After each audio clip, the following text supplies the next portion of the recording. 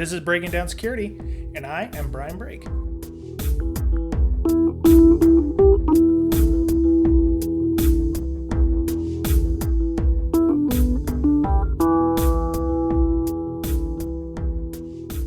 Welcome back, ladies and gentlemen. This is Brian, Miss Amanda, and our special guest host this week, Hector Monseeger for Breaking Down Security. Hello. Hey.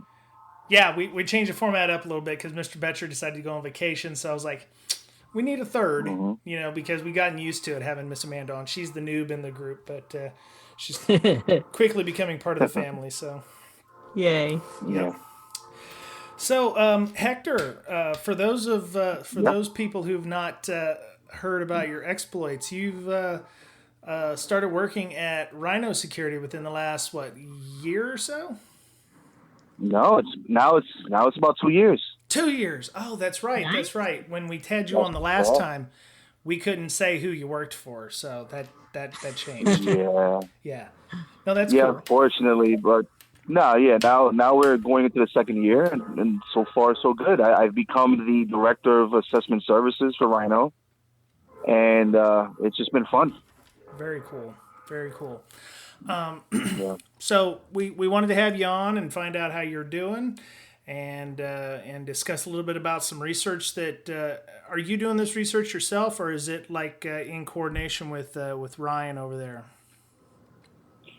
Well, the research that I'm doing, you have to understand that at Rhino we're constantly doing research. We're always just busy from project to project.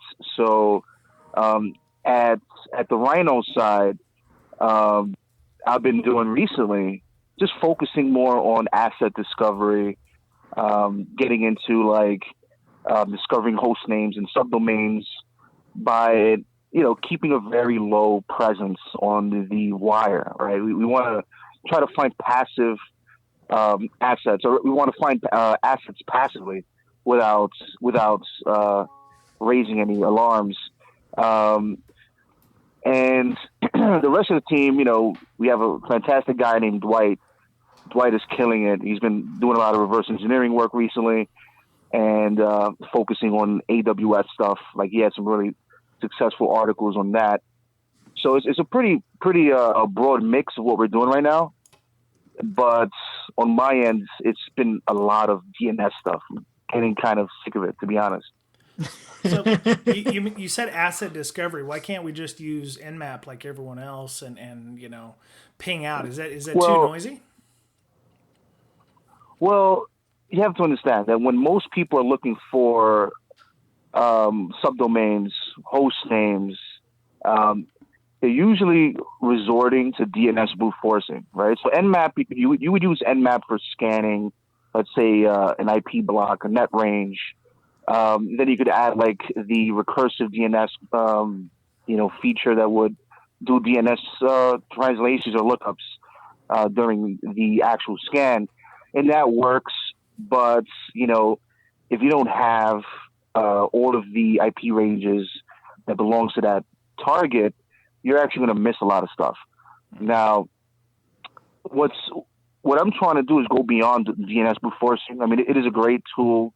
It really works, but there's enough OSINT datasets out there that really give you this information without really causing a stir. And that's pretty much what I've been working on probably the last month or so. And there's so much amazing stuff out there. Hopefully we could talk about some of these different datasets. Some of them are, very obvious, very known. People are using it already. But I think that for organizations that are growing, right, exponentially, infrastructure is growing, they're adding a whole bunch of assets every day. They're adding DNS records like crazy, hoping that some of that stuff is not discovered by using obfuscated DNS records or just weird, long host names. It's good for them to listen to this and just kind of go over these data sets and see if what I'm seeing, what people like me are seeing, are things that they could see themselves and actually, I guess, kind of fix. I mean, I don't know. So, yeah. Okay.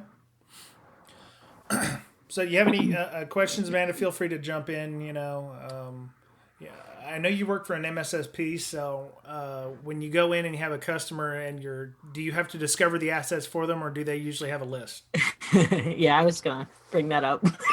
No, please do, because I'm sure that Hector would like to hear about that. No one ever has a list. What?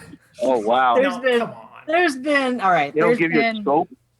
one person that's done a good job so far. I mean, I've only been at this MSSP now for a little bit over 2 years, but asset management is the biggest struggle. I think overall, like people can, manhandle their way through firewalls, and you can deploy shit all day. Nobody keeps track of it. And that's you. And absolutely horrible. If you follow the top 20 security controls, that's like the first thing you need to know, because if you don't know what you've got running, or worse, you allow people to have such lax permissions as to be able to stand up, say, their own Amazon instances, or their own Google instances, or their own whatever Google calls their VMs or whatever. Proper asset tracking is key. So Hector, if you don't know what you have, you can't secure it. Yeah, exactly. Yeah, that's a very strong point. Yep. And that's kind of why I'm doing this research. So in many cases, we end up with customers that are pretty big. They have massive infrastructures. I've personally seen situations where they're acquiring companies and they don't even know what kind of assets they actually have. They'll give us a scope, like domain name and domain 2, and that's it. Do what you can. It's going to be a black box assessment. There's some little social engineering involved, yada, yada, yada. So before I even start the engagement, or at least start trying to go the next steps, one of the first steps, obviously, is the asset discovery. I want to see what's out there. I want to see what they have available. So for a long time, going back 20 years when I was a kid and I was doing this, more in the gray area, it was always about just Googling, using Google Dorks, and, DNS brute forcing, and pretty much just guessing. I mean, that's pretty much how it was back in the days. Or even like you brought up before, using Nmap and just using the DNS translation feature and just scanning an entire IP range and hoping that they have our DNS records set up. So fortunately, in 2017, we have some amazing data that's out there. Several organizations are involved in putting the information out there. And if you can organize that data and create your own data set specifically for discovery, then you're in a really good spot. I'm going to give you some examples really quickly. So when I have to discover assets for a target for one of my customers, one of the coolest things, and this is just a quick shout out to a friend of mine, Ryan Cedars at Cali Dog Security. I ran into his research by accident. He's doing the same kind of research I'm doing, but it's the opposite field. He's doing this same research for identifying phishing domains on the fly, right? Okay. So I suggest you guys check him out at some point. He's doing some really cool stuff. So one of the cool things that I saw him write about was the Certificate Transparency Project. And there's something like 600 gigabytes of DNS records, or rather not DNS records, but certificate data that actually contains host names and alternate host names. And what's really cool about that is that now you're going beyond the web server. We're talking about devices. We're talking about other environments that are using certificates and registering the certificates, and they're showing up in this transparency data set. So you can imagine how amazing, the kind of amazing stuff that's coming out of this 600 gigabytes of data. So you can check that out at like certificate-transparency.org. And I would suggest you go to Cali Dog's blog to actually catch the articles on this exact topic. and I'm sure a lot of your listeners may have heard of Rapid7. They're working, they've obviously, Metasploit and all that. But what's cool about them is that they also released the scans.io and Sonar scans, which is basically like, they're scanning the internet all day, every day. They're really like just doing amazing stuff. They're releasing the data for free. It's just a matter of parsing it. Do you know, is anybody pulling in that data for things like firewall block lists or alerting or, whatever they happen to be doing today with threat intel? Say that again? Like the information that they're putting out there for free as far as like finding those scam domains. Is anybody using that to pull into like auto block on their firewall rules, or like depending on what anybody's doing today with their threat intel? Like, are they doing anything with that information that you know of, or is it just out there right now? Who are we talking about? A Rapid7 or no? The one that you mentioned that I can't. Ryan at Cali Dog. Yeah, and the scans.io.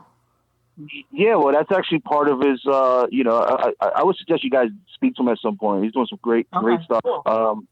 But that's exactly what he's doing. He's creating a real-time identifier, or at least he's trying to put together something like that, where it would identify rogue domains that are being registered through certificates. Mm-hmm. Amazing stuff. On the fly, it's really hard to do. It's really hard to do, and he's really kicking ass. I got to say that, and part of my language, by the way. But by analyzing, not me. I apologize, ladies and gentlemen.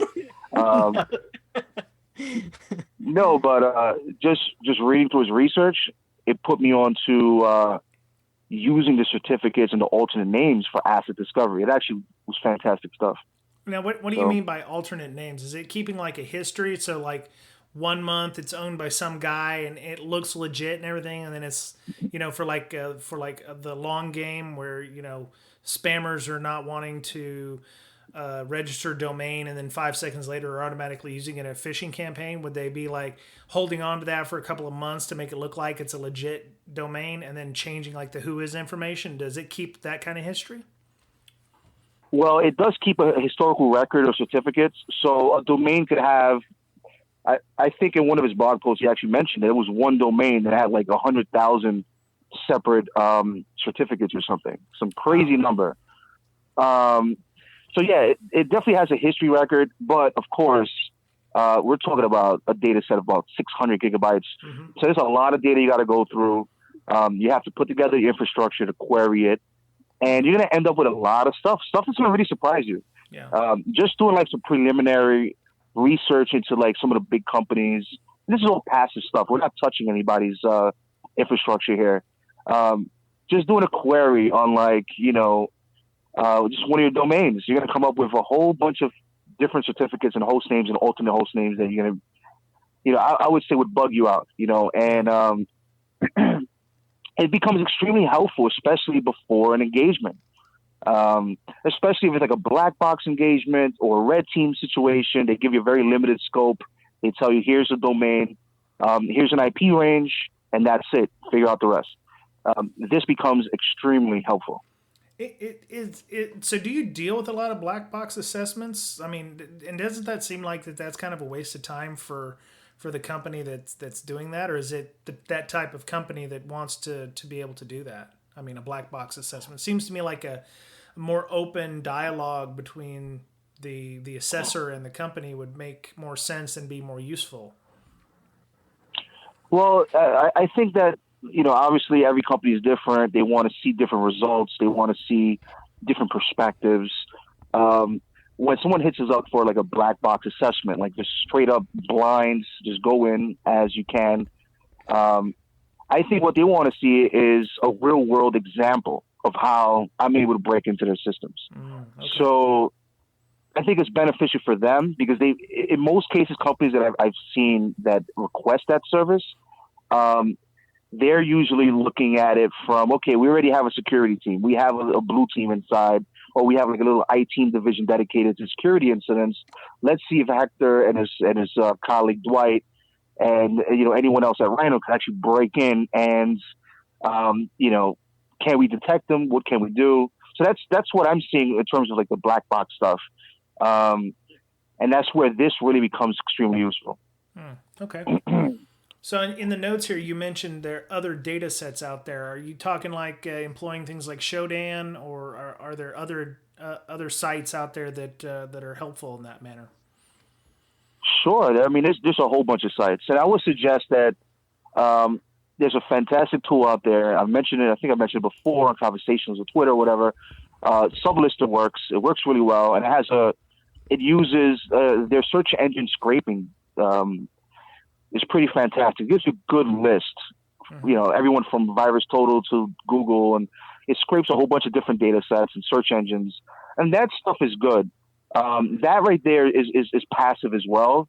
You're not really doing the brute forcing thing. You're not raising any alarms at the DNS level.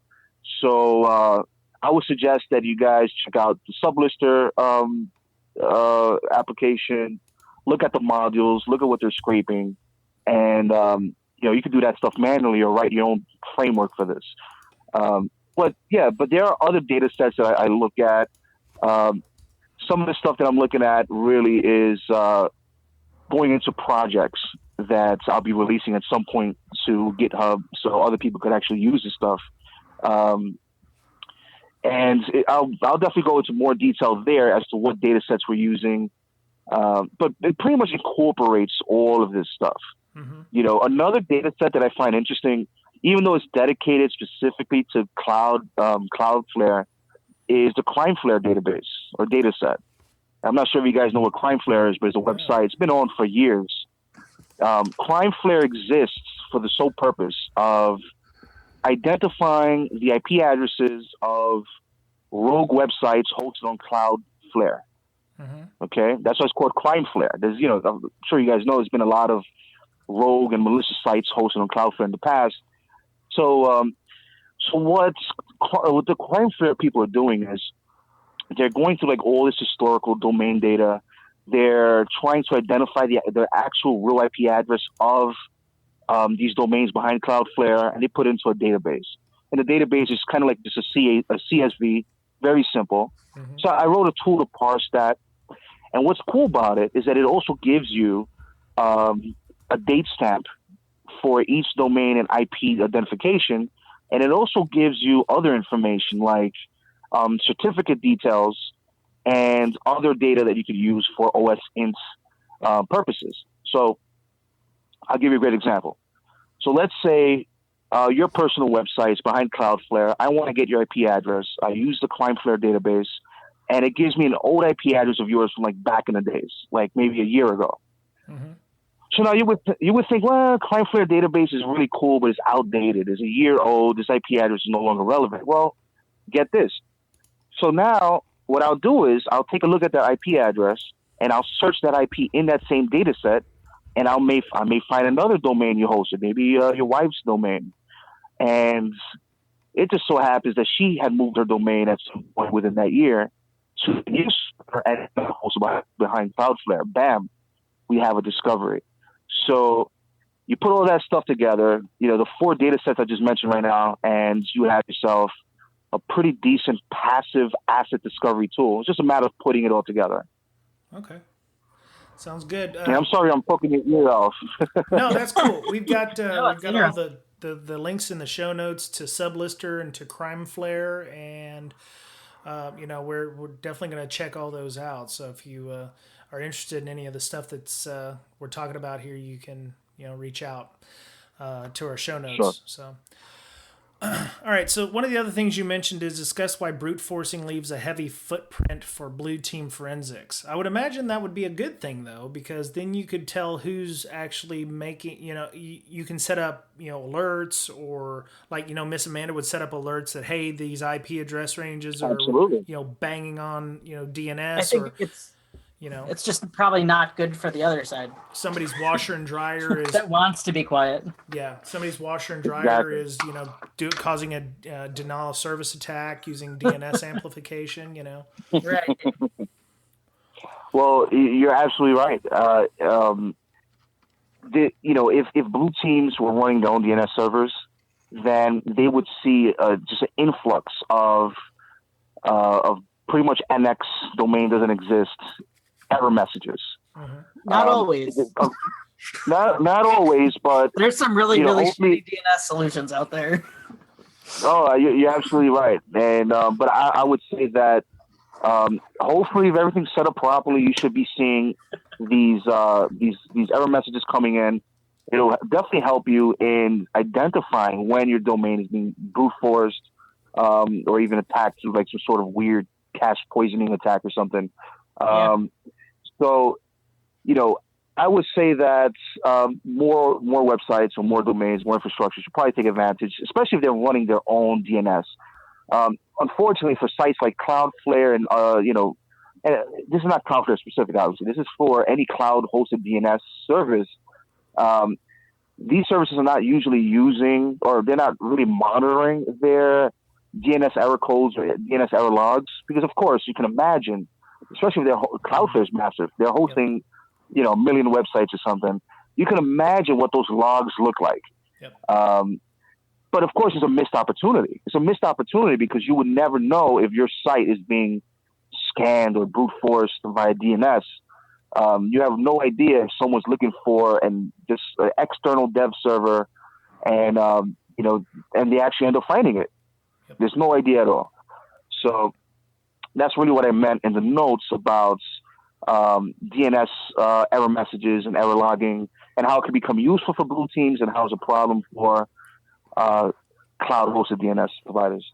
Okay. So for blue teamer, if they have this heavy footprint for forensics, is there anything specific they should be looking for in the DNS logs that they could filter on that would give them, a good idea of what's going on without a heavy, a lot of space? Like if they're using Splunk or they're using a free Splunk, they only have 500 megs a day. So is there some kind of, something they could, zero in on that would give them an idea that, hey, somebody's banging on our DNS quite a bit, or hey, we're getting, a lot of DNS lookups, from inside. So that may be because, we've been hosed up by ransomware or by Trojan or rat.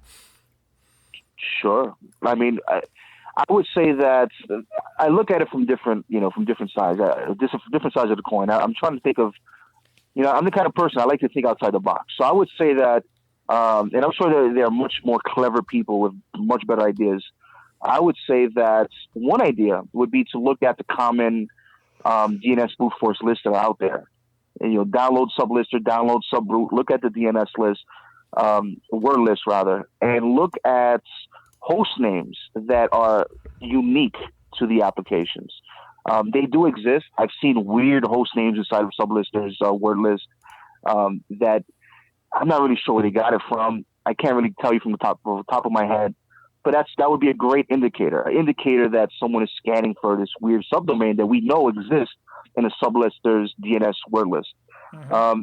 Another direction might be on detecting the speed of the DNS request. So we know that subroot and sublister, they have a default thread list, a thread count of 16 threads per queue or whatever. So we know there's going to be at least 16 DNS requests per, how fast your connection can handle. So maybe maybe identifying the speed in which these DNS error messages are coming up. That might be an indicator as well. I don't think it's foolproof, but I think it could help. Mm-hmm. And that's just a couple ideas I can just throw off the top of my head that would help, the DevOps teams or security teams try to put together some sort of identifier for this kind of stuff. Could you also look at, because I was just thinking of this. So a lot of domain names are like dictionary words. Could you be looking for, stuff that doesn't necessarily, equal a dictionary word? Domain generating algorithms that I heard about from Chip Sweeney over at OpenDNS at a talk he gave. They're big, long pieces of gibberish that don't make any sense. So would that be something that you could also filter for? Would that make sense? Absolutely. No, you're 100% correct. There's actually a really cool paper that came out many years ago fantastic read on how to use like Markov chains to create these weird DNS brute forcing system. And there's actually a proof of concept on GitHub written in Perl. I mean, we're talking about like a 6-year-old project. And I'm gonna see if I could get you the link for that. But just reading through it and seeing the stuff that's coming out there, I think you would be able to identify because there are going to be weird DNS requests that are going to come in, long host names, weird strings that just do not make any sense and probably are not on anyone's word list. But if you have an understanding of how these generators are coming up with these names, you will be able to kind of figure it out, identify it. Let me see if I can find you that while Okay. I'm here. Okay. So while we're sitting here, so we can talk some more about that at another time. We can do the Markov, find the Markov chain GitHub thing. I wanted to move along to a question that I had because I got an email from a guy. He said that his company just went through a phishing campaign, and his C-level people finally said, "Hey, run your phishing campaign. We want to see how poorly we're doing or how well we're doing." And he said he sent out a couple of hundred emails and came back with he targeted his sales department, and he got about anywhere between 30 to 40% of his sales department had clicked on the email. And his question was, and because some of the replies he got back from them was that they were unhappy with him, that it was kind of like he felt that they felt he didn't trust them, and that I just wondered and both Amanda, who does MSSP work, I didn't know if she ever gets involved with doing phishing campaigns, or you must get hit for doing phishing campaigns or do phishing yourself, Hector, from time to time. Does that breed internal mistrust, and how do we get over that? How do we convince people that doing these things on the reg is good? Because it seems to me that this poor bastard who did it is kind of the goat right now, because he's kind of feeling the heat from his actual coworkers. So now if he goes and asks them to do something, he'd be like, "Oh yeah, you're the guy that you made me have to take more training." So how do we get over that? I thought it was just me. I had that problem when I did it too, and really? I thought it was just the person, because it was one of those people, like we would send it out 200 to 400 people at a time. It was a company of like 2,000, and one of the people came back and said, I'll never trust anything you say again because you're trying to con me into doing all this stuff and blah, blah, blah. I thought it was just a lady, because she was one of those people that always called the help desk complaining about something. I think for the most part, though, we got positive responses or no responses at all. But I don't know. Maybe it's the way you word things, or maybe it's your corporate culture. I mean, I think a lot of things could probably play into the people's reactions. Yeah. So Hector, how about you? You must have companies who come in and go, "Yeah, we want you to fish the heck out of our people." I mean, obviously you may not see the fallout from that, but I mean, sure. What happens when you go in and go, "Well, we send out this to everybody, and we have like 50% people," and then I mean, what happens when you're doing something like that? Well, I would say that there's usually a lot of shock and surprise at how successful we have been on these social engineering campaigns, and I think that, and this is actually a very good point. I'm glad you brought this up. This is a conversation that I've brought up in the past with my colleague Benjamin Caldwell, talking about, 180, 250 people, 300 people just submitted their credentials. What's going to happen? I hope they don't get fired. That's pretty serious. And it's pretty much just, going back to the drawing board. There's got to be education. It's something you and I talked about a lot in the last podcast, Brian, about the education, talking to your colleagues and employees, letting them know that, look, at the end of the day, this was not personal. This has nothing to do with you. This has to do with our business, our attack surface. You have to know how vulnerable we are. So if I'm sending you, or if I'm managing a phishing campaign and it targets you and you submit a credential, again, it's not for you to take it personal, but we need to address this. Yeah. And we need to talk about it. And just go through the payload and try to understand what exactly made them feel comfortable enough to click on that link, submit a credential, and just walk away without reporting it. Because that's one thing that I'm noticing, that people are submitting credentials to us, and we do our best to replicate the environment. We're using domain permutations, and we're just like we're really hardcore about what we're doing.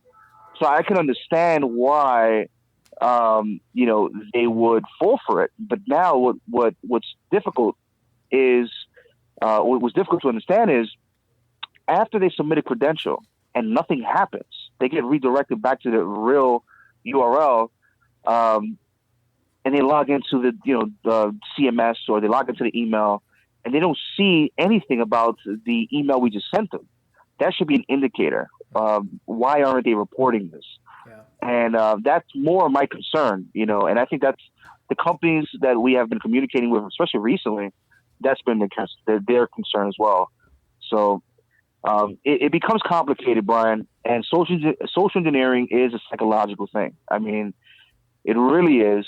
It's our human nature to want to help and want to respond, and we want to be quick. There's a little bit of urgency. All you have to do is apply a little bit of urgency to one payload, and you're going to have a success rate of anywhere between 30 and 50%. I mean, I've seen some crazy numbers. Yeah. So do you think a company that wants to do a phishing campaign, the security people in the company would be like, yes, let's do a phishing campaign because, it validates security people, because somebody's going to click on the link. So we know that there's going to be a phishing problem because we know people are going to click on the link. So why do we do these phishing campaigns? Because I hear on other podcasts that I listen to, they're like, oh yeah, you can train people all you want, but they'll still click on the link. Why do we still do these phishing campaigns? Is it so that we can go, haha, security told you, C-levels, that we need to do X, Y, and Z? Because, will this either justify a better email, tar pitting program like Proofpoint or something like that? Or, all we're doing is making people now take training for something that they're going to do again and again and again. Well, it may seem like that, but I guarantee you that if I do an engagement and we're looking at, 300 credentials in one engagement, and then we do the same engagement, a couple months later, I'm almost willing to wager that number is going to drop. It's not going to be substantial. It may be, instead of 50%, it may be 35%. But this is an ongoing thing. Security is not perfect, both technological and human. We have to continue to work together and figure out the best way to secure our environment and secure our infrastructure. So, I don't see it as, justifying the security department. I mean, I think the security department is important, but this is really about your company. At the end of the day, we all work together. We need the job. We need this money. And if this company gets compromised and we lose our intellectual property, guess what? That job is gone. So I definitely would agree that talking about anti-phishing or phishing recognition or any of this the different kind of trainings that are out there, it may become annoying because you hear it 1,000 times a day, but phishing is still successful. But unfortunately, we just got to continue. We have to keep moving forward. And one other thing I want to add to it, to this point, I also believe that the IT teams, security departments, DevOps, they also need to include a little bit of okay. You mentioned Proofpoint. You mentioned, there are a lot of decent products out there. Even implementing something as simple as Proofpoint or DNS categorization, you're really going to help your employees out. I guess my point is your security team should try to also help out the humans behind the computers, you know? Mm-hmm. Try to implement something that's going to help the process. Because if you're leaving your employees or your colleagues exposed directly to phishers, then you are still going to, regardless of training, you're still going to see some sort of compromise. Yeah. So I hope I made my point clear. But yeah. Oh yeah. Like I mean, you're spot on. I think some people worry about phishing, you know, and user education and stuff way too early in the process when they have half of the other part of the environment on fire. Oh, yeah. You know, there's no outbound filtering, there's no mail filtering, there's no endpoint protection, there's you know, no segmentation, whatever.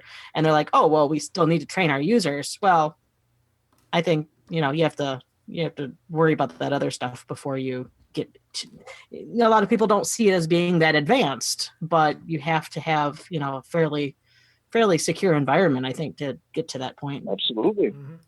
Yep. And, you're absolutely right. Yeah. And I think the other thing is, if you're going to do a phishing campaign, you also have to have a way for which people can report phishing, either the fake fish that you just sent out, or, you know, if somebody actually gets the, hey, like the one that just happened recently with the Google Drive thing, you know, that got everybody for some unknown reason.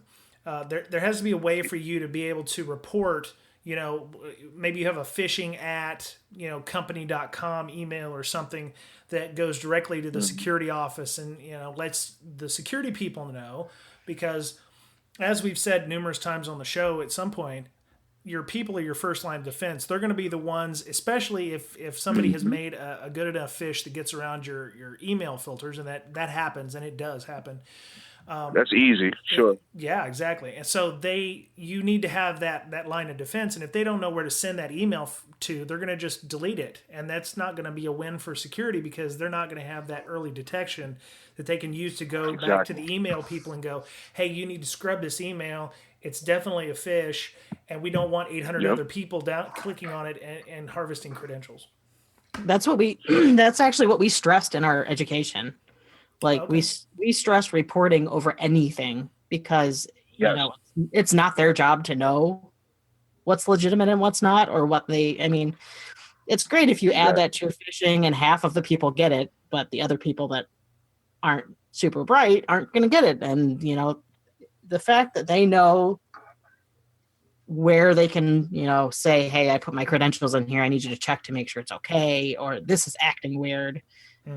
Exactly. They know they're not going to get screamed at when they call or email or whatever. Yep. I think that's more important probably than anything. Yep. Absolutely. All right. So the other thing that I did not know about Mr. Hector that he told me about in the Google Doc here is that you're on a TV show. What? Oh yeah. Not Scorpion though. You're on Scorpion, right? No, I'm just kidding. No. Please don't disrespect me like that. Come on, bro. It's crazy. Okay. So CSI Cyber. That's what it was. That's right. I forgot. No. Neither. No, I'm on like a crime show. It's called Outlaw Tech. You can find it on the Science Channel like Wednesdays at 10 p.m. Yeah. It's part of like the Discovery Network. Mm-hmm. Yeah, it's pretty cool. It's like you know, I'm sure you guys have seen other similar shows where you have like How They Almost Got Away, you know, stuff like that, and you have experts discuss how these people were able to get away, or how they committed the crime, or how the crime actually took place. What we're actually doing is we're going a step further. We're actually talking about the technology behind it.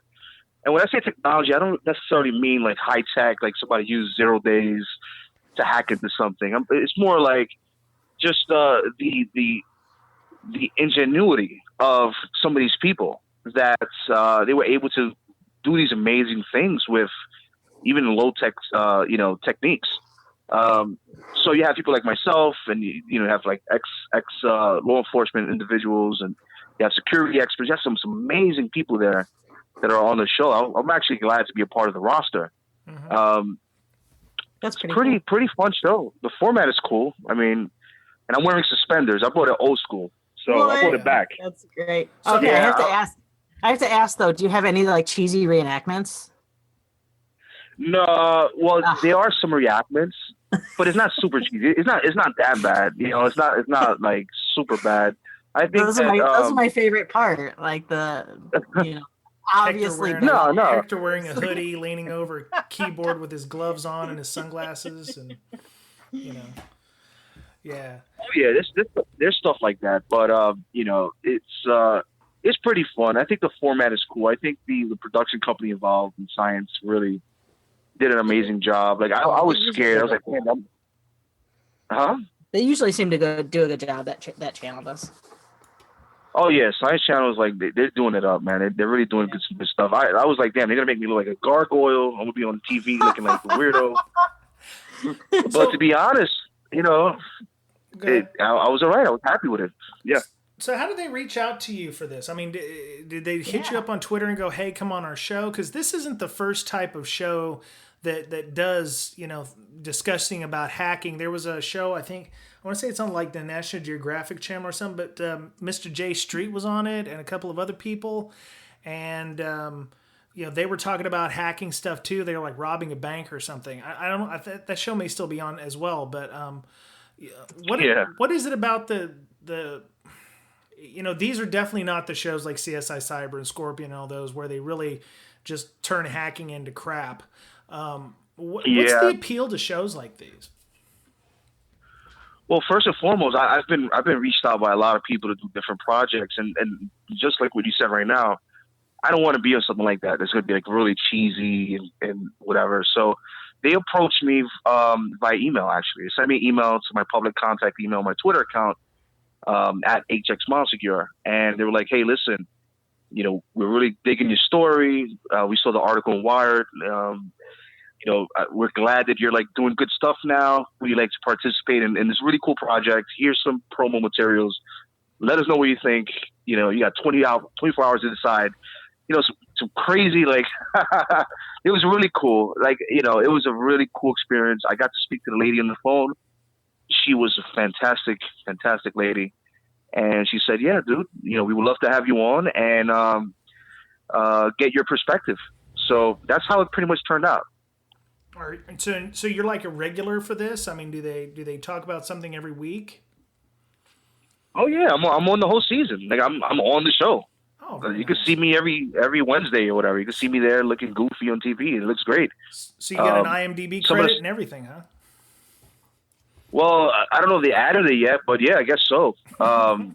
That's pretty cool. I'm happy. I have some other projects lined up. There's some other cool things going on, and I'll tell you guys about that when it's time to go live. But yeah, I'm pretty happy with it. It's a fun show. I think one of the coolest things about it, though, the first episode was about like social engineering, actually. Mm-hmm. Which is funny and kind of ironic here because that's pretty much what we've been talking about for the last half an hour. And there was a case about a guy. You remember right before the housing crash, the housing market crash. These companies were giving out mortgages left and right. Mm-hmm. Well, there was a guy that figured out, there's so much money flying around. How can I grab that? How can I get access to these mortgages? How can I get access to these checks, rather? And so, like, he just used Spoof Card. He downloaded Spoof Card, and he just started calling random people. And he started, following people in they were driving around nice cars, or he would follow people from like nice neighborhoods, and he would just find their contact information, call them up, pretend to be the bank, grab the login details, and transfer the money out. The guy was a real, POS. He was a real crappy person for doing that because it screwed over a lot of people. But what's cool about it is that we also got to discuss how he was discovered, and like any person, even I, back in the days when I was a former black hat at one point in my life, we all make operation security errors. The OPSEC is, in fact, I think that someone made a good tweet in my timeline today, and they, I forgot the name, but he was basically like, the best OPSEC advice is just the STFU, basically. Mm-hmm. And that's really it. But in this case, this guy, he was using burner phones all day, every day. He had like 100 of them. The feds were trying to get him, and then he reused one of the burner phones. And it just so happens that while the feds were tapping that phone, he was calling the local pharmacy to get like STD medication, and that's it. Bam, he's done. And that's how they caught him. Wow. So that's pretty much the way I'm breaking things down. Here's how the crime happened. Here's how they were caught, and here's how you can protect yourself. So very nice, very nice, very cool. So you don't have the guy with the weird hair that says aliens. I'm not saying it's aliens, but it's aliens. That's the well, history. I mean, maybe for next season, I'll wear a wig and I'll play that guy. There you go. There you go. That's Yes. awesome. That's awesome. All right. Well, there was one or two news stories that I wanted to discuss, and actually, you wanted to discuss one too. You wanted to talk about the one login and DocuSign breaches, and then we have one about an EMR that Miss Amanda has near to dear in her heart that we should discuss as well. So, what was it about the one login and the DocuSign breaches that really bothered you? Well, the DocuSign breach. I'll start with the second one. The DocuSign breach really hit close to home because, I'm one of those paranoid people that I use one new email address per service. Mm-hmm. So, and I may have used DocuSign like a year and a half ago or something. And lo and behold, I get this random phishing email to this random email address that I've never used, haven't used in a year and a half.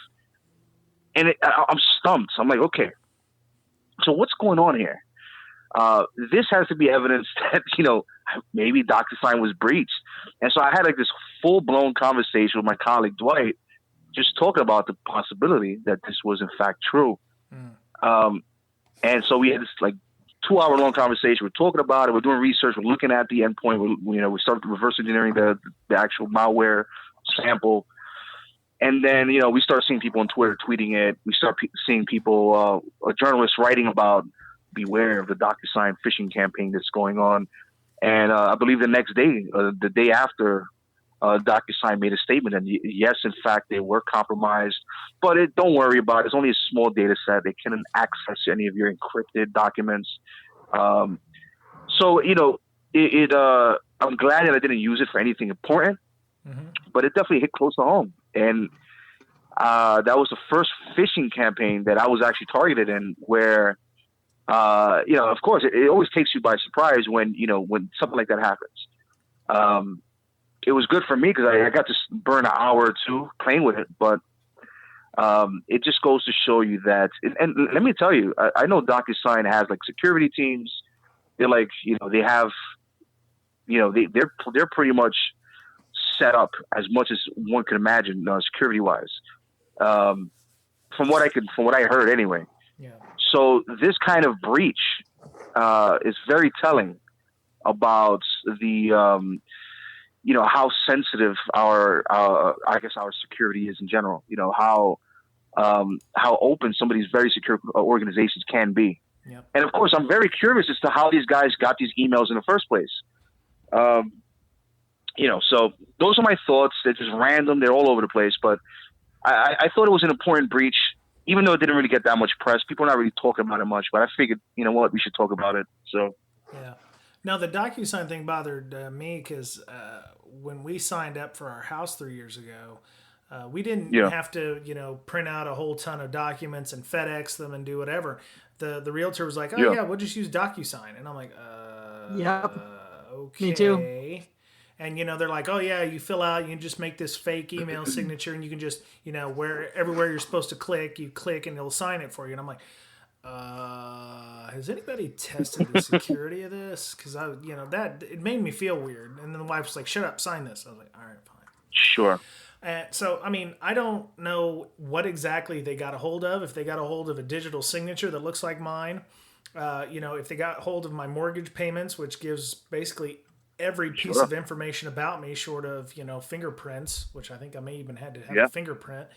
But, it's amazing the amount of information that is stored in, a DocuSign environment or, a healthcare environment or something. And these industries just don't appear to take security seriously, because it's Sure. like they don't I don't know if it's they don't care, it's just they don't know what they don't know.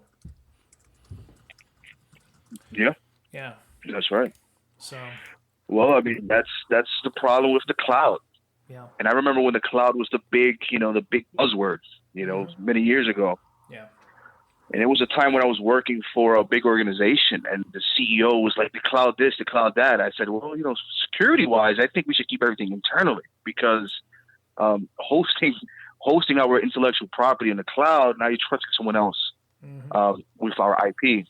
Yeah. And, in general, I'm very paranoid. I think I would be fantastic on someone's like security team, like a company, internal security or whatever. Yeah, it definitely does bother me. And that's, DocuSign, again, is used for sensitive documents. So it definitely really caught my attention when I saw that email come in. And I think it's something to be aware of. I mean, I think at this point we all know that there is absolutely no 100% secure environment. But it was definitely just an eye-opening experience.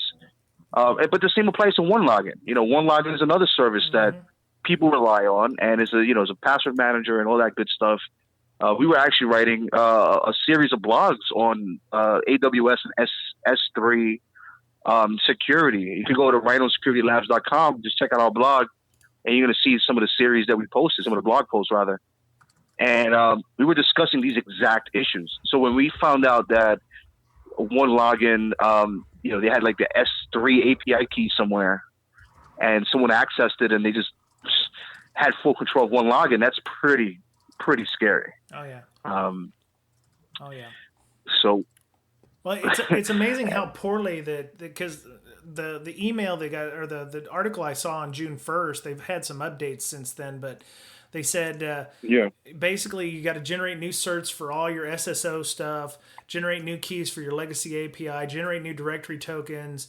I mean, there isn't much that they're not telling you to not do. So I mean, they were pretty much, if you follow the list that Nerdy Beard put out on 31st of May, they were completely owned up, down, left, and right.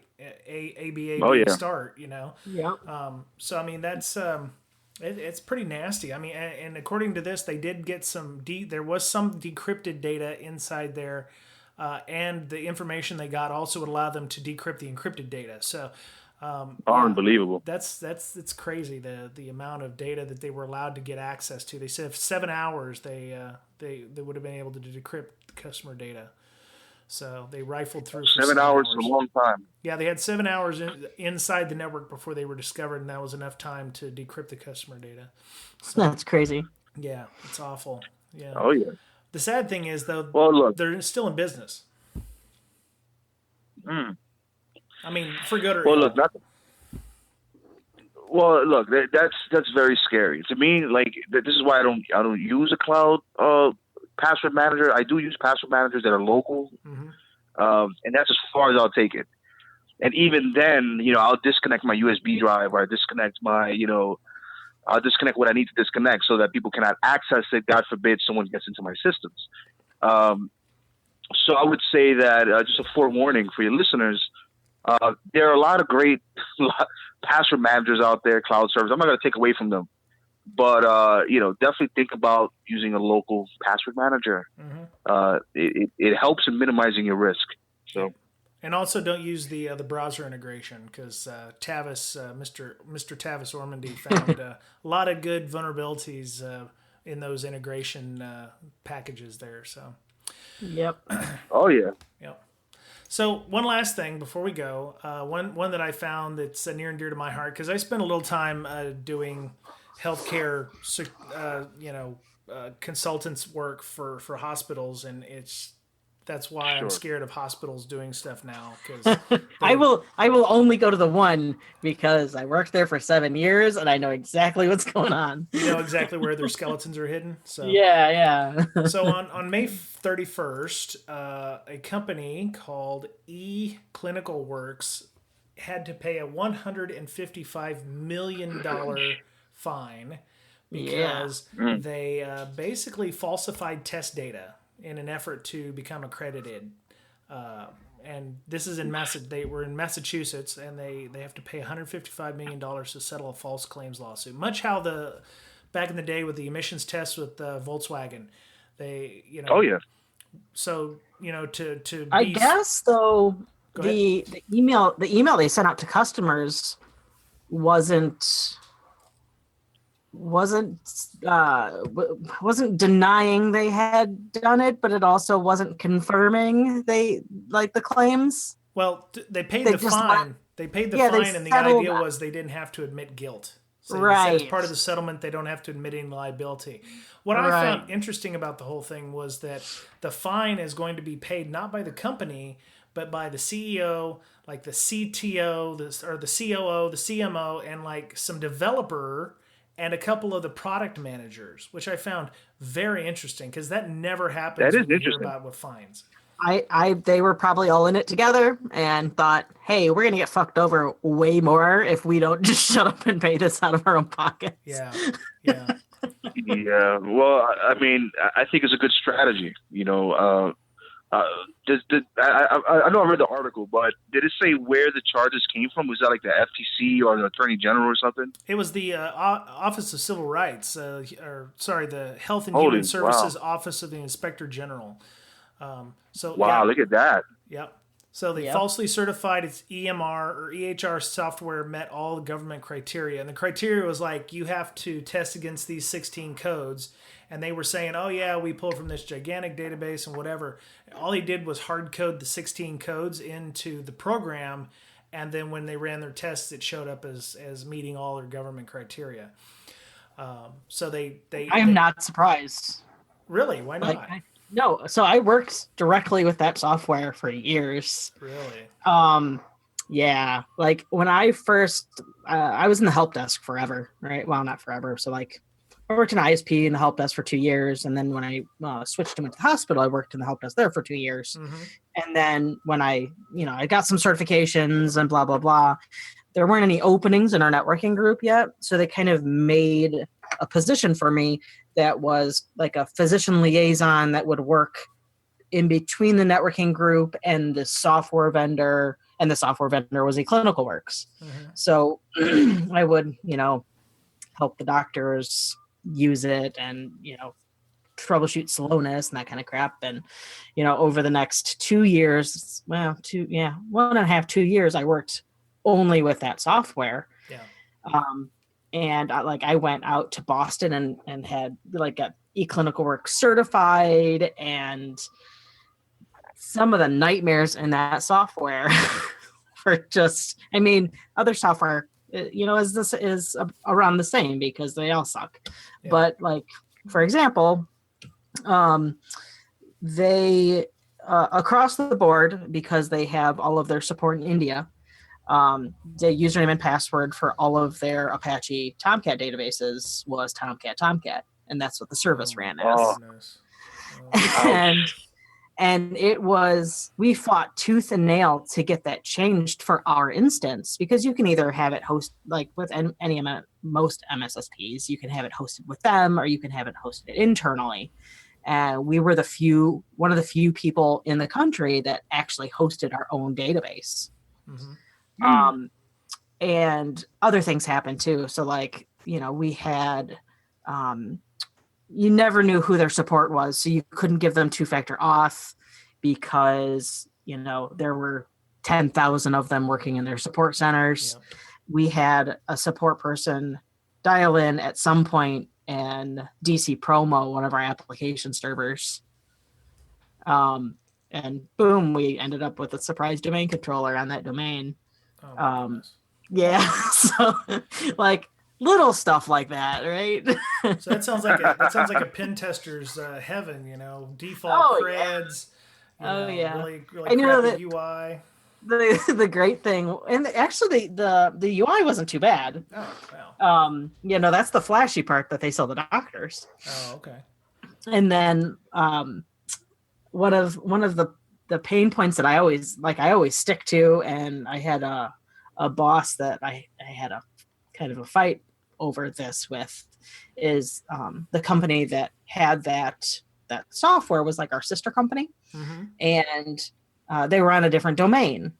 Now, I was told that we were not responsible for the security of that, even though we were the ones that managed everything, and that we were still PCI compliant on our end, right, on the hospital's end.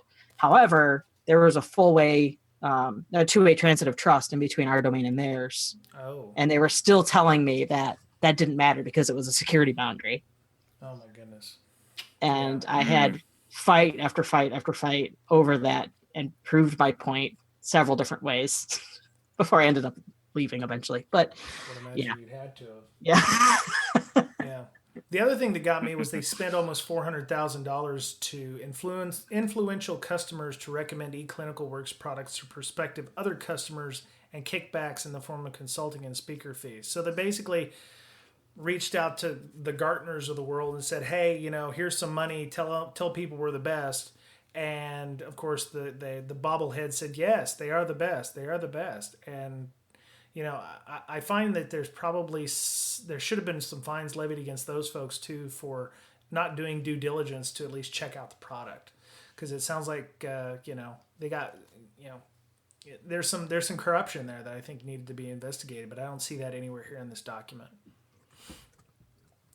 So it's fairly shady. I mean, the Volkswagen folks paid billions of dollars and had to buy back a bunch of cars, and they got $155 million from the CEO and COO to, I mean, and it sounds like they can afford it, so they're still in business.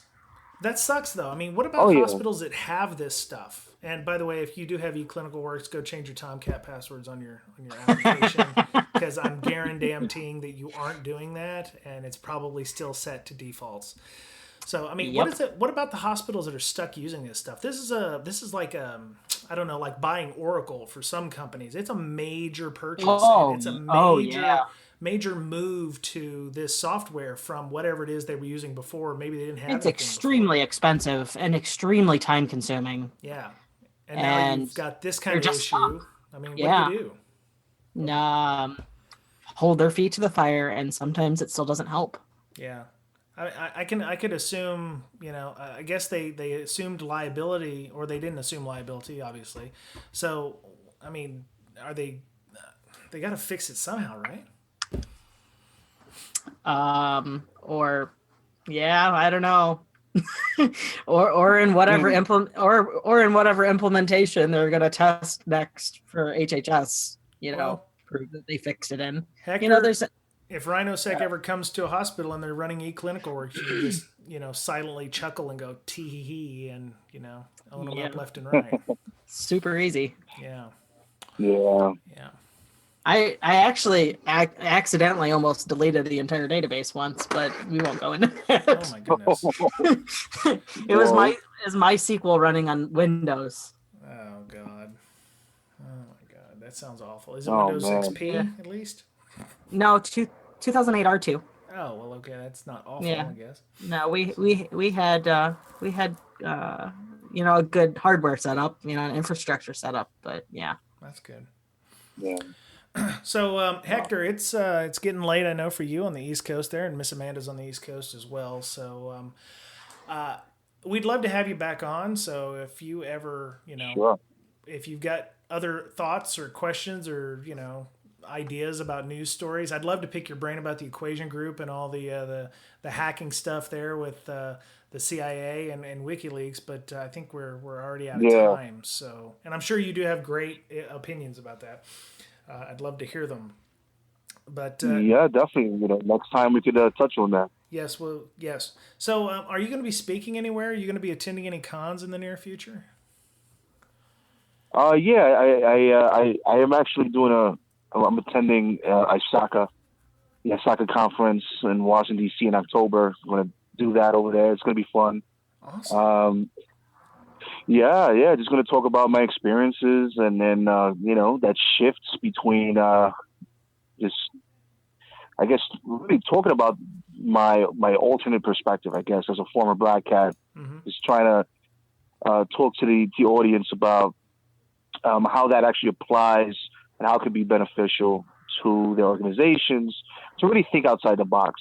Sometimes you gotta, even if you have your own security team, always look for outside opinions, look for other pen testing groups or red team organizations, and just try to get an outside perspective. So I really want to talk about that, and then also the educational part. I want to talk about what I learned through the course of the last 20 years, from the 90s to now, and my thoughts on the security industry. So it'll be cool. And that's pretty much what I'm doing. Coming up. That is the next speech, but more than likely I'll just be focusing on just working on security research at Rhino and just kicking ass. That's what I'm right now. Life is good. I can't complain. Awesome. So if people wanted to get a hold of you outside of the ISACA conference in DC, or maybe they wanted to hit you up and ask you some more questions, how would they go about reaching you? Well, I'm on Twitter. My Twitter handle is at hxmonseeger. Or you could just hit me up on my email, hxm.public@gmail.com, and just by all means, send me questions, whatever, concerns. I'm pretty open. I'm a cool guy. You can talk about whatever you want. Right on. So, yeah. Well, I'm glad you're Any you're questions getting out. I got you. I'm glad you're getting out. The last time, like we said, when we talked to you, you were still a little leery about joining the larger InfoSec community. So it's awesome that you're getting out. Would you be going to anything like DerbyCon or anything like that? Say that again? Would you be up for doing something like DerbyCon or like ShmooCon next year? It's in DC. Sure, as well. Absolutely. Well, I know last year, you made a very generous offer, for me to come down and hang out with you guys and check the conferences out. And, I definitely want to. I think that what I needed to do was just catch up on life and I've just been really working really hard. Like, my schedule is crazy, but I think that I'll have some time this year to definitely hit up the conferences and just meet with people and just talk. So, okay. I'll definitely be seeing you soon. Awesome. So, Miss Amanda, you put this in the show notes. Is the CFP for Secure West Virginia going on? It is. Yep. They just opened up that. And I blew off Bill's podcast to make this one instead. Oh. So I'm sure he's mad at me. Well, you got to be exclusive. Okay. I don't think he listens to this. You got to be exclusive. That's what I told him. I told him this one takes precedence. That's right. I already found out you're on multiple Slack channels. I know. Like, where's the exclusivity here? Now. Yeah. So, wow, man. So speaking of training, we BreakSec is actually doing training. We did one with Matt on some Python stuff. So we did 6 weeks of Python. We asked Miss Sunny Ware, who has done some training on Pluralsight and Cybrary, to do some web application security training with us. And I did a dry run with her on Wednesday night, which is the 7th of June. We did this on the 8th of June. And it's going to be some fantastic training. So if you're interested in learning about burp and, taking a vulnerable VM and finding all the flags in it, with regard to like OWASP or, web application security, findings and learning how to do SQL injection and setting up your environment for proper testing, we're doing that. So if you go to our Patreon, which is at patreon.com/BDS_podcast, you can sign up at different levels on our training. So for $20, you can attend the training. And we'll give you a link, and it'll be a Zoom training, and Miss Sunny will be there for 3 sessions. If you can't make the training, for $9, you can get the videos immediately after the class is over. Otherwise, after the 3 classes are over, we'll put out the training for free, and you can get the videos then. You just won't have the benefit of asking questions in class and whatever. So, I mean, if you're interested in learning and getting, 3 to 4 hours of training from Miss Sunny, go ahead and sign up. You can go to our show notes here, and there'll be links to that information in the show notes. So, I'm gonna pimp my training too. Well, yeah. What's your pimped out training? Did you get a Circle City Con thing? No, I did not. No, I'm actually doing one that I just did yesterday. And we'll be doing again in August and October. is I'm doing a threat detection 3-hour training with Lee through Safari Online. Wow. Yeah, and I was super nervous when I did it yesterday because I had never actually given a training before, but the responses were amazing. Okay. We had like 300 people show up. Well, sorry, 300 people sign up, not as many show up. But I guess that's normal. And then I just found out today I had submitted to the O'Reilly Security Conference, just like a regular talk. And then they asked me if I wanted to do a 3-hour workshop instead. Very nice. So I guess I'm going to be doing that. Wow. Okay. Hey, Hector, awesome. would you ever think about doing some training? Like training people? I think that'd be. Yeah, I think that would be really cool. I think that it'll be beneficial for both sides. I would love to try it out, and in fact, I'm doing a little speech / training tomorrow at a nonprofit out here in New York. So I've been practicing. So yeah, maybe one day I have to pick your brain on that and see how that works. Don't tempt me. I will definitely reach out to you. We will. By all means. I have nothing to lose and everything to gain. So yeah, we could do something on pen testing, or we do something on red teaming. I would love to maybe pick your brain on that. We'll talk later. Let's finish the show. So Yes. Mr. Betcher's out this week, but he was greatly missed. We had to we had a hole in our podcast heart here, and we had to fill it with Hector. So. You can find Mr. Betcher on Twitter at BetcherPwned, BOETTCHERPWNED. He also is the lead and Uber developer of LogMD, which is an application that helps you analyze Windows logs. And you can find that at log-md.com. God, I hope that's right. It is. Oh, good. Okay. Yeah, you got it. Yeah. And so you can reach out to him. He's always good times, and he'll definitely talk your ear off with regards to logging and such. So I'm at Brian Brake on Twitter, BRYANBRAKE. The official podcast is at BrakeSec, BRAKESEC. We have a Slack channel. I mentioned it a little bit earlier. So when you're doing the web app security training, we'll have a special channel called Web App Sec in our Slack channel. And you can join that and ask questions in between class sessions or during class, and we'll keep it up afterwards just to talk about basic web application security stuff. So if you got cross-site scripting talk or discussion or something, you can have that. Our Slack is going just crazy. I have it turned off now because people complain because of the notifications pop up. But we have over 400 people on our Slack channel. Wow. It's very active. We have a lot of people on there from various walks of life, from new people, security, people interested in security, working in IT, malware researchers, MSSP people like Miss Amanda there, and myself, who is I don't know what I do. I'm the moderator and the guy who says, I don't know what you do either. I say take it to random. I'm still trying. I say take Still it to trying random. to figure it out. That's right. Yeah, you're right. You yell at us when we veer way off topic. You kids, take it to random. It's not about InfoSec. Yeah. So if you're interested in joining that and you want to talk about, Hector or the podcast or any of the other podcasts, or you just want to pick somebody's brain or have a bank of knowledge to pull from, because we talk about a lot of stuff in InfoSec. You can sign up at https://breaksec.signup.team. I even sent an invite to Hector before the show started, so maybe he'll awesome. join it, and you can talk to him about hacking and phishing, and maybe you can ask him some questions about his former life. If he'll answer those, that'll be cool. Sure. Yeah. So we're pretty much everywhere. We're on iTunes. If you like it, please hit us up on iTunes. I mentioned the Patreon earlier. If you found value in this podcast, if you could float us a couple of bucks, even if you're not going to attend the class, we still, $1 would be great. That's always helpful for us to pay for our Zoom that we use every month, or to advertise. We host on Libsyn, so that costs money too. So.